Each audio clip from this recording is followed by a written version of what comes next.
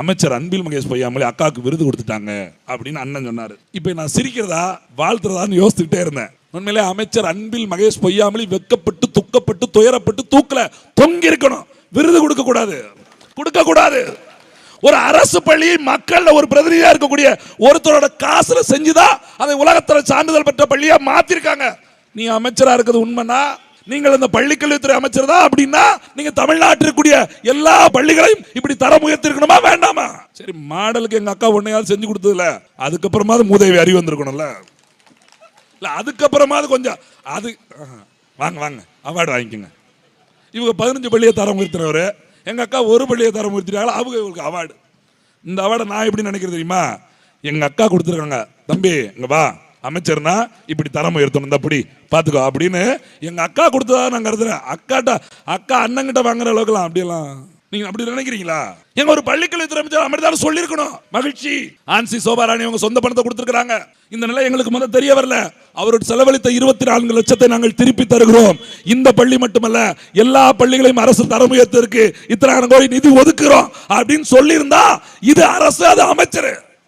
அதை விட்டுட்டு ஒண்ணுக்கு அதை 10 ரூபா ஒரு கோப்பையை வந்து கொடுத்துட்டு அதையும் பத்திரிகையில படம் எடுத்துவிட்டோம். மூதேவி, இது அரசாங்கம், இதுக்கு நாங்க வாழ்த்துக்கிட்டு இருக்கோம். ஆளுங்கட்சியை தோக்கடிக்க வேண்டும். எதிர்கட்சி யாரு? எடப்பாடி பேசுறாரு.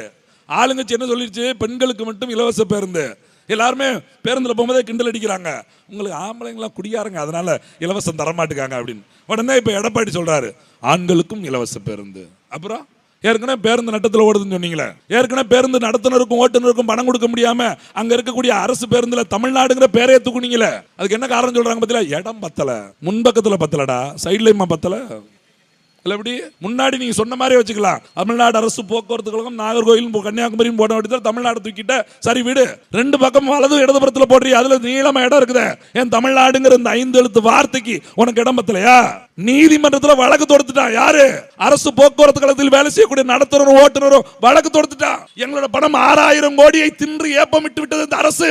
எங்களுக்கு பிடித்த பணத்தை திருப்பி கொடுக்காம மக்களுக்கு இலவசங்க பேர்ல எங்க தலையில அடிக்கிறான், எங்க வாழ்வாரத்தில் அடிக்கிறான் ரிட்டு போட்டான். இவன் போய் நின்னுகிட்டு அது கவர்மெண்ட் வேலையே கிடையாதுங்க, அது தமிழ்நாடு அரசு போக்குவரத்து கிடையாது, அரசு போக்குவரத்து கழகம் தான், மின்சார வாரியம் போல அது ஒரு வாரியம்ட்டான். அவன் போட்டா எடுத்து கொண்டு போய் காட்டான். SCTC தான் போட்டிருக்கு, TNSCTC தமிழ்நாடு அரசு போக்குவரத்து கழகம் எல்லாத்தையும் எடுத்து காட்டான். உடனே ராத்திரி எல்லா பேருந்தும் நிப்பாட்டி தமிழ்நாடு அழிச்சுட்டாங்க. அதுக்கு தானே பண்ணீங்க. யோசிச்சு பாருங்க, ஒரு அரசு ஊழியர்களோட பணத்தையே அவரோட பிடித்த பணங்க. அவன் ரோட்ல நின்று போராட நமக்கு சிக்கலா இருக்குது. இவ்வளவு சம்பளம் வாங்கிறாங்க கவர்மெண்ட்ல, அரசாங்கத்தில் இவ்வளவு சம்பளம் வாங்கிட்டு இன்னும் போராடுறாங்களே அப்படின்னு நமக்கு வயிறு எரியுதுல. எப்படி பாருங்க, உழைச்சவனோட படத்தை பிடிச்சி வச்சுட்டு அவன் தேவைன்னு போட்டு போறான்னா நம்மளே அவனை பார்த்து கோவப்படுற இடத்துக்கு கொண்டு வந்து நிப்பாட்டாங்க பாருங்க. இப்ப பாருங்களேன், எங்க அக்காவுக்கு அன்பில் மகேஷ் அவார்டு, அங்கிட்டு 10 ரூபா பாலாஜி ஒரு அவார்டு கொடுக்காரு. எதுக்கு? நீங்க நல்லா சாராய வித்திருக்கீங்க, இந்த மாவட்டத்தில் அதிகமா வித்து நிறைய குடியார உண்டு பண்ணி அவார்டு. இந்த எந்த அவார்டை மதிக்கிறது? எந்த விருதை நான் ஏற்றுக்கொள்வது? இதுவும் அரசாங்க விருது, அதுவும் அரசாங்க விருது. நினைச்சு பாருங்க, ரெண்டையும் ஒரே அரசு செய்ய முடியுமா? ரெண்டையும் செஞ்சா அது மக்களுக்கான அரசா? கல்விக்கான விருது கொடுத்தாலும் அது மக்களுக்கான அரசா இருக்கலாம். சாராய குடிப்புக்கான விருது கொடுத்தா இன்னும் இப்போ அது ஒண்ணுதான் பாக்கி இருக்கு. இப்ப குடிய வித்தவனுக்கு அவார்டு கொடுத்தாச்சு, இன்னும் ரொம்ப குடிச்சவன் யார் இந்த வருஷம்? எப்படி இன்னும் ஓட்டர் ஐடி கொடுத்து இந்த ஆப் கொண்டு வந்திருக்காங்களே, ஜிபே போன்பே மாதிரி ஒன்று வச்சிருவாங்க நமக்கு. நீங்க குடிக்கும் போதெல்லாம் ஸ்கேன் பண்ணிட்டு போங்க, அப்பதான் பாயிண்ட்ஸ் ஏறிக்கிட்டே இருக்கும். அப்படிதான் சொல்லி எதுனாலும் உங்க போன் நம்பர் கொடுக்க பாயிண்ட்ஸ் ஏறுது அப்படிங்கிறாங்களா, பெட்ரோல் போடுறது எல்லாத்துக்கும் அது மாதிரி ஏறிக்கிட்டே இருக்கும். நீங்க வருஷம் முடிக்கும் போது நீங்க சிறந்த குடிகாரர், இந்த சாராய கடையோட சிறந்த குடிகாரர், இந்த ஊர்ல இருக்கிற எப்படி வழங்கும் நாடு இல்ல எப்படி? இப்ப அதான் சொல்ல போறாங்க. எடப்பாடி வீட்டுக்கு 2000 கொடுக்குறேன்ட்டாரு. நான் கூடங்குளத்துல இருந்து பேருந்துல வந்துட்டு இருந்தேன். அப்ப நடத்துனர் பார்த்துட்டு நாங்க 2 பேரும் தம்பி நானும் பேசிட்டு இருந்தோம். சார் அரசியல் பேசுறோம்னு சொல்லிட்டு அவர் சொல்றாரு, திமுக காரன் இப்படிதான் சொல்லிட்டு இருந்தேன், அவங்க ஒரு புது ஐடியா வர போறாங்களா, ஸ்டாலின் அறிவிக்க போறாங்க. எது? இன்னுமே மாசம் 3 கோடி இலவசம். எப்படி? நீ 2000 கூட 4000 கொடுறா, குடியாரனை கரெக்ட் பண்ணா போது நம்ம ஓட்டு வாங்கலாம் அப்படின்னு சொல்லிட்டு மாசம் 3 கோடி இலவசம். எப்படி இருக்குன்னு யோசிச்சு பாருங்களேன். நீங்க பார்க்க சிரிப்பா தெரியுதுல, சொன்னாலும் சொல்லிடுவாங்க இந்த படுவாய் பைய. ஏன்னா நம்மளால அதுக்காக லொங்காம போயிடுவாங்க. அதில் 2000 ரூபா என் பொண்டாட்டி வாங்கிடுவா, நமக்கு 3 கோட்டர் தராங்களாம். நம்மளாலே ஏற்கனவே கோட்டர்னு சொன்னா கோவம் வந்துடும். அதுக்கு வீரன் சூரன் வேற பேர் வச்சுட்டாங்க. இவங்க எல்லா பேரும் வீரன் சூரன் மாத்த அலையிறாங்க. எவனுமே மனுஷனாவே அலையில, எல்லாம் சண்டைக்கு ரெடியான மாதிரி பாக்ஸிங் போற மாதிரியே போறாங்க. ஆனா தொட்டிங்கன்னா டொமான்னு விழுந்துடுறாங்க. என்னடான்னு பார்த்தா உள்ள இப்படி வரத்தா இருக்குது. அதே மாதிரி தான் இந்த அரசாங்கம் சரக்கடிச்சுட்டு வரான்ல, அதான் தமிழ்நாடு. பார்த்தா அப்படி விரும்பமா வருவாங்க, இப்படி தட்டிங்கன்னா டொமக்கு விழுந்துருவாங்க. ஒரு வீடியோ பார்த்தேன், காணொலி. ஒரு பையன் குச்சி வச்சோட ஒரு நல்ல நகை வளர்த்துருக்கான், போட்ட தாரோட தோண்டிக்கிட்டே இருக்கான். வடிவேல் தோண்ட மாதிரி தண்ணி வந்துருச்சு. அவன் வீடியோ போட்டு போயிட்டான். மறுநாள் அவனை தூக்கி உள்ள ஓட்டாங்க. என்னடான்னு கேட்டா, இவ்வளவு ஸ்ட்ராங்கா நகை வளர்த்துருக்க நாயனி ராஸ்கல், நாங்க எவ்வளவு கஷ்டப்பட்டு ரோடு போட்டிருக்கோம், நீ நகத்தை வச்சு நோண்டிட்டு உனக்கு விரோத சமூக விரோதி அப்படின்னு உள்ள ஓட்டாங்க. டே நகத்துட்டே தோண்டிட்டாண்டா அந்த ரோட போட்டவனுக்கு உள்ள ஓட்டுருக்கணும்ல. அந்த ரோடு கான்ட்ராக்டர், அந்த ரோட சாங்ஷன் பண்ணவன், அந்த கவுன்சிலர் யாரு, அந்த மெம்பர் யாரு, அந்த தலைவர் யாரு, அந்த எம்எல்ஏ யாரு, அந்த எம்பி யாரு, அவனை தூக்கி உள்ள ஓட்டுருக்கணும். கட்டி வச்ச கட்டடம் துறக்கிறதுக்கு முன்னாடி பேந்து பேந்து விழுது. அப்ப என்ன அர்த்தம்? மக்கள்கிட்ட இலவசத்தை கொடுத்தால் மட்டும் வாக்கை பெற்றுக்கொள்ள முடியும் நினைக்கிறாங்களே, இந்த அரசியல் அடிச்சு உடச்சு இங்க இருந்து ஓட விடணும். இந்த நம்ம மீனவ மக்கள் எல்லாம் இருக்கிறாங்கல்ல, கடலோடி கிராமங்கள், ஒவ்வொரு மீனவ மக்களுக்கும் தேவையை பற்றி போடுகிற போது தேர்தல் அறிக்கையில் எத்தனை கொடுக்கிறான். நான் நேற்று போயிட்டு வந்தோம் கூடங்குளத்து பக்கத்தில். இந்த கூடங்குளம் அணு உலை திறக்கப்படுகிற போது கூடங்குளம் அணு உலை வேண்டாம் வேண்டாம் என்று நாம் தமிழர் கட்சி மாறா போராடிச்சு. இன்னைக்கு கூடங்குளம் அணு உலை திறந்த உடனே அந்த அணு உலையை சுற்றி பாதுகாக்கிறதுக்காக, அந்த தண்ணியை கடல்ல விடுறதுக்காக 5 கிலோமீட்டர் கல்லை கொண்டு குமிச்சிட்டான். அதை குமிச்சோட விளைவு என்ன தெரியுமா? இடிந்தகரிலிருந்து, கூத்தங்குழியிலிருந்து, அங்க இருக்க தோமையார்புரத்திலிருந்து, குத்தப்பாடிலிருந்து எல்லா ஊருக்கும் அலை அடிச்சு தள்ளுது. மண் அரிப்பு ஏற்படுது. எல்லா ஊருக்கும் தூண்டில் விளைவு தேவைப்படுது. கூத்தங்குழியில கட்டி கொடுத்துட்டான், இடிந்தகரில் கட்டி கொடுத்துட்டான். அங்க இருக்கிற தோமையார்புரத்தில் 8 ஆண்டுகளா மக்கள் கேட்டுக்கிட்டு இருக்கான், கட்டியே கொடுக்க மாட்டேங்கிறான். 200 வீடு இருந்தது, இன்னைக்கு 100 வீடு மக்கள் காலி பண்ணிட்டு போயிட்டாங்க. ஏன்? வாழ்க்கை இல்ல, வாழ்க்கை தரம் இல்ல. அங்க கூடிய பொருளாதாரம் ஒண்ணுமே இல்லாம போயிடுச்சு. படகு நிப்பாட்ட முடியலங்க. முந்தா நாள் போய் பாக்குறோம், 2 ஆள் உயரத்துக்கு இருக்குது. எப்படி படகு ஏத்த முடியும்? போட்டை கொண்டு வந்து எப்படி ஏத்த முடியும்? அப்படியே போறது ஓட்ட விழுந்தா என்ன ஆகும்? சின்ன ஓட்ட விழுந்தனா அவன் ஆழ்கடலுக்கு போகும்போது வேகத்தோட அழுத்தம் தாங்க முடியாம அந்த ஓட்ட விரிசலா மாறிக்கிட்டே இருக்கு. அவனுக்கு வாழ்வாதாரமே இல்லாம போயிட்டான்.